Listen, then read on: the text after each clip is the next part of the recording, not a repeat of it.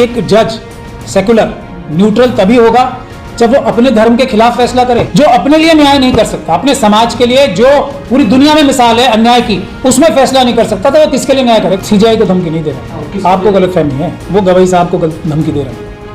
इस गलतफहमी से दूर हो जाओ। मनुवादी धर्म है जो इनका, ब्राह्मणवादी धर्म है, वो अपना सही निभा रहे हैं पूरा, जो भी उनका धर्म है। जो संविधान का धर्म निभाने के लिए चीफ जस्टिस के पद पे बैठे, वो अपना धर्म को निभा रहे। चीफ जस्टिस की कुर्सी पे बैठे हैं, उस कुर्सी की इज्जत भी तो उन्हीं के हाथ में है। ऐसा इबरतनाक सजा देते कि दोबारा किसी की चीफ जस्टिस के खिलाफ कुछ बोलने की जुर्रत ना होती, लेकिन रास्ता निकाल के उसको फांसी पे भी चढ़ा देते। उसको देशद्रोही, आतंकवादी, ये वो दुनिया की जितनी गालियां हैं सब माननीय न्यायालय ही उसके ऊपर लगा के उसको जेल भेजते थे, यूएपीए लगा देते उसको। प्रधानमंत्री जी कोई मोदी साहब नहीं है, प्रधानमंत्री एक पद होता है, मोदी जी उस पर बैठे हैं सिर्फ। उस पद की गरिमा की रक्षा करना मोदी जी की है, मोदी जी ने तो पूरी धज्जियां उड़ा रखी है। उसी प्रकार से गवई साहब भी अपने चीफ जस्टिस ऑफ इंडिया के पद की, अपनी इंस्टीट्यूशन की रक्षा नहीं कर पा रहे हैं। कितनी भी मदद कर लो इनकी, मनुवादी मानसिकता के लोगों की, ये आपके खिलाफ ही रहेंगे और आपको मारने का, आपको डराने का, आपके हक अधिकार छीनने का कोई भी रास्ता नहीं छोड़ेंगे। आप कोई भी काम करें। गवई साहब को एक मौका हाथ लगा था। मेरे ख्याल से गवई साहब ने मनुवादी मानसिकता के जो लोग हैं उनके दबाव में आके उस पिटीशन पे फैसला नहीं किया, वरना एक बहुत अच्छा फैसला उसमें हो सकता था कि आर्कियोलॉजिकल सर्वे ऑफ इंडिया की टीम नहीं, एक न्यूट्रल टीम जिसमें वो स्वयं अच्छे जो आर्कियोलॉजिकल साइंटिस्ट होते हैं ना, उनको एक टीम निर्धारित करते और सिर्फ खुजराहो की इस मूर्ति के विषय में नहीं, पूरे देश की जितनी भी मंदिर हैं और दूसरी जगहें हैं, वहां पे एक एसआईटी का गठन करके आदेश करते, भाई इसी जगह नहीं, सभी जगहों पे जो ओरिजिनल जो भी प्रतिमा थी उसको रिस्टोर किया जाएगा, वैसे के वैसे किया जाएगा। तो उसमें यह भी पता लग जाता कि इस मूर्ति जो जिसके विषय में केस डाला गया था उसमें सर किसका था, और वो साइंस के हिसाब से तथ्यात्मक रूप से सही तरीके से वो रिस्टोर भी हो जाता। लेकिन मनुवादियों को बड़ी परेशानी हो जाती इस ऑर्डर से, जो मैंने बताया। सब मूर्तियों की जांच होनी चाहिए। मैं नहीं, देखिए, एक मनुवादी मानसिकता के व्यक्ति ने ही एप्लीकेशन लगाई थी। गवई साहब को अगर न्याय करना होता, अगर वो संवैधानिक रूप से न्याय करना चाहते, इतनी सारी पिटीशन डलती है ना, उसमें तो लंबी लंबी सुनवाइयां होती हैं। ये एक इतनी महत्वपूर्ण जो पिटीशन आई थी उसमें एक तरह से उनका बचाव कर दिया, मेरा तो ये मानना है। और अब बचाव तो कर दिया, लेकिन मनुवादी मानसिकता के लोग तो बचाव करो या उनका विरोध करो, वो तो आपका विरोध करेंगे ही ना, क्योंकि आप पैदा अम्बेडकरवादी घर में हुए, मनुवादी घर में नहीं हुए। ये हमारे जितने भी बड़े बड़े अधिकारी हैं, पोस्टों पे बैठे लोग हैं, उनको समझना चाहिए। आप यहाँ विवाद को मूर्ति को रिस्टोर, जैसा आपने कहा, मरम्मत करने के लिए कहा गया, मैं तो बड़ा अच्छा मौका मिला था ना। यही क्यों सारी मूर्तियों की विश्लेषण हो जाता, इसका भी होता। मैं तो कह रहा हूँ ना। और वो ये कह रहे हैं ना कि सुप्रीम कोर्ट की न्यायपालिका का अधिकार क्षेत्र में नहीं है, ये तो एसआई का काम है। देखिए, एएसआई को आदेश कर देते, मैं तो यही कह रहा हूँ। एएसआई को नहीं, एएसआई से भी ऊपर गठित करते एक साइंटिस्ट की, आर्कियोलॉजिकल जो साइंस पढ़ते हैं लोग, उनकी एक कमेटी गठित कर देते कि भाई यही क्यों इतनी सारी मूर्तियां टूटी हुई हैं, इतनी सारी मूर्तियां बदली हुई सी लगती हैं, उसका सबका ही एक ही साथ में कर देना। इसको पीआईएल तो थी, एक पीआईएल थी ना, ये पीआईएल में तो जज को स्वयं एक्टिव होकर काम करना चाहिए था। इतना अच्छा इनके मौका हाथ में आया था न्याय करने का, बहुत बड़ा मौका गंवा दिया न्याय करने का, क्योंकि ये न्याय करना ही नहीं चाहते थे इस विषय में। ये बताइए ना मुझे, आप इनको कौन रोक रहा था? चाहे वो विष्णु जी की सर लगता वहां पे या जिसका भी लगता, लेकिन जीर्णोद्धार होता प्रॉपर साइंस के तरीके से, वैज्ञानिक तरीके से जीर्णोद्धार हो जाता। क्या बुराई थी इसमें? पर यहाँ तो उल्टे गवई साहब फंस गए ना, ये कहा जा रहा है हिंदू विरोधी है, सनातन विरोधी है। बिल्कुल फंसेंगे, करो आप उनकी और तरफदारी।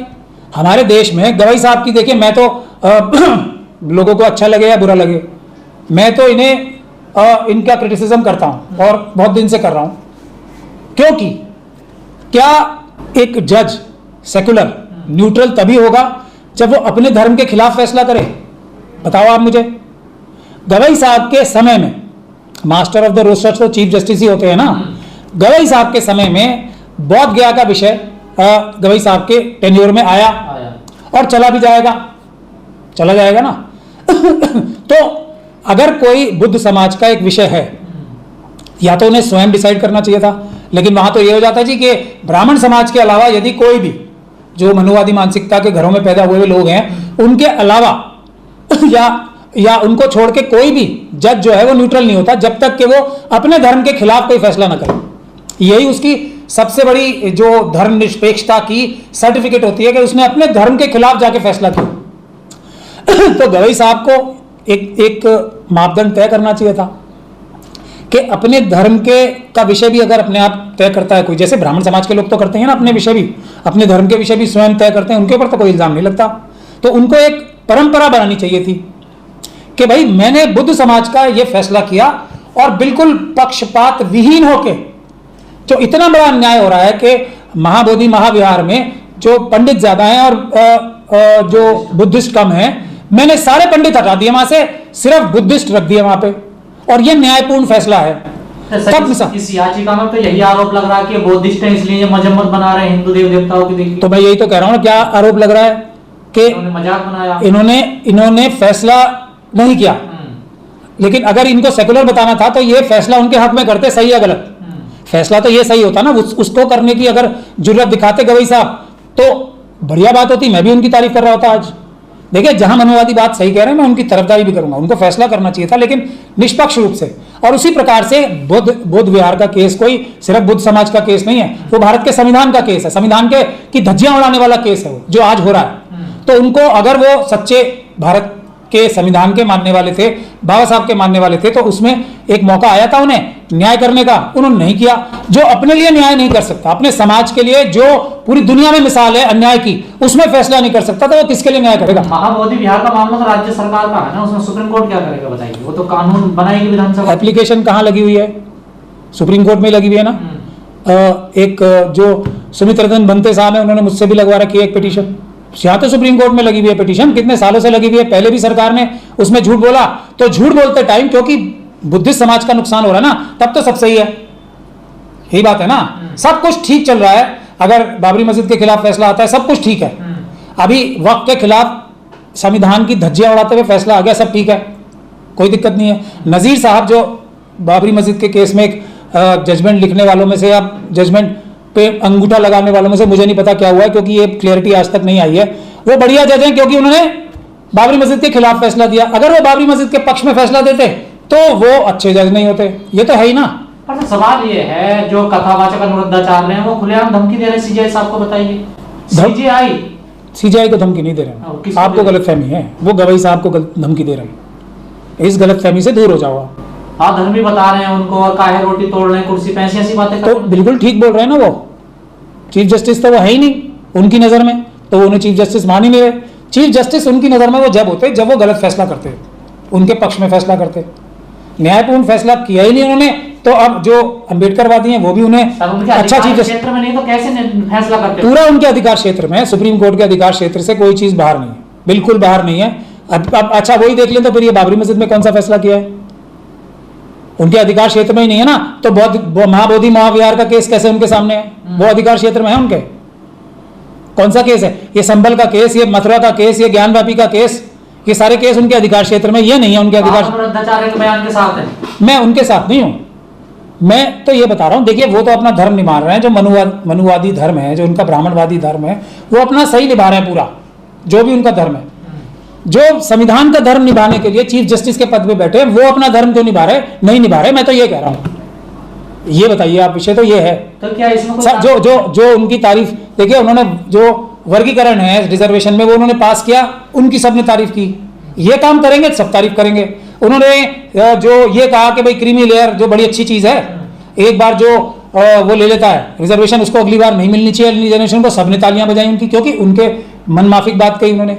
तीसरी बात, उन्होंने SC/ST एक डाइल्यूट किया, सबने तारीफ की उनकी। अब ये सब करने के बाद, इतनी तारीफें बटोरने के बाद, जब वो चीफ जस्टिस बने, माननीय चीफ जस्टिस बने, अपने जो उनका गृह राज्य है महाराष्ट्र गए, उनको प्रोटोकॉल ही नहीं दिया। चीफ जस्टिस कहाँ है? वो अपने आप को स्वयं भी चीफ जस्टिस नहीं मानते, मुझे ऐसा लगता है, वरना महाराष्ट्र गवर्नमेंट के खिलाफ ऑर्डर पास करते। कितना बड़ा खिलाफ भी करते, स्वायत्ता तो संज्ञान ले सकते। अब वो चीफ जस्टिस होते तो करते ना, ना वो चीफ जस्टिस को गाली दे रहे हैं, तो गवई साहब को गाली दे रहे हैं। गवई साहब के अंदर हिम्मत है या नहीं है वो खुद ही जाने, क्योंकि अगर वो चीफ जस्टिस होते तो इस बात को समझते कि किस इंसान की मजाल है, अच्छा किया फैसला, बुरा किया, अच्छी की टिप्पणी, बुरी की टिप्पणी। कितनी टिप्पणियां रोज सुप्रीम कोर्ट और हाई कोर्ट के जज करते हैं, करते हैं कि नहीं करते हैं, क्या क्या नहीं करते, कोई नहीं बोलता ना। हम जैसे लोग भी नहीं बोलते उनके खिलाफ इस तरह की भाषा, जिस तरह की भाषा ये अनिरुद्ध आचार्य साहब ने की है। तो अब अगर वो चीफ जस्टिस, असली चीफ जस्टिस होते तो अपनी तो उनकी इज्जत उनके अपने हाथ में है, लेकिन जो चीफ जस्टिस की कुर्सी पे बैठे हैं उस कुर्सी की इज्जत भी तो उन्हीं के हाथ में है। ऐसा इबरतनाक सजा देते कि दोबारा किसी की चीफ जस्टिस के खिलाफ कुछ बोलने की जुर्रत ना होती, लेकिन वो ये करेंगे नहीं। है मैं अभी से आपको, क्या आप कहना चाह रहे हैं कमजोर है सीजीआई जो है? वो सीजीआई गवई साहब पूरी तरीके से सीजीआई का मतलब नहीं समझ पाए, मैं ये कह रहा हूँ। तो सर क्या जिम्मेदारी है सीजीआई की, वो समझ नहीं पाए अभी तक। सर जिस तरह उनकी जिम्मेदारी ये है कि पूरी न्यायिक व्यवस्था को बचाएं। चीफ जस्टिस कोई गवई साहब नहीं होते, चीफ जस्टिस पद होता है। प्रधानमंत्री जी कोई मोदी साहब नहीं है, प्रधानमंत्री एक पद होता है, मोदी जी उस पर बैठे हैं सिर्फ। उस पद की गरिमा की रक्षा करना मोदी जी की है, मोदी जी ने तो पूरी धज्जियां उड़ा रखी है। उसी प्रकार से गवई साहब भी अपने चीफ जस्टिस ऑफ इंडिया के पद की, अपनी इंस्टीट्यूशन की रक्षा नहीं कर पा रहे हैं। बिल्कुल सही और सीधी सच्ची बात है। सर गवई साहब की जगह पर अगर कोई अपर कास्ट का व्यक्ति बैठा होता है इस कुर्सी पर और किसी दलित ने बोल दिया होता तो क्या होता? नहीं, वो बैठा ही कैसे होता? नहीं, उल्टा कर लेते हैं ना इसको, इसका सीधा उल्टा होता। तो अभी तक वो मेरे ख्याल से फांसी पे चढ़ चुका होता जेल जाता हो। कम से कम, और कुछ रास्ता निकाल के उसको फांसी पे भी चढ़ा देते। उसको देशद्रोही, आतंकवादी, ये वो दुनिया की जितनी गालियां हैं सब माननीय न्यायालय ही उसके ऊपर लगा के उसको जेल भेजते थे, यूएपीए लगा देते उसके ऊपर।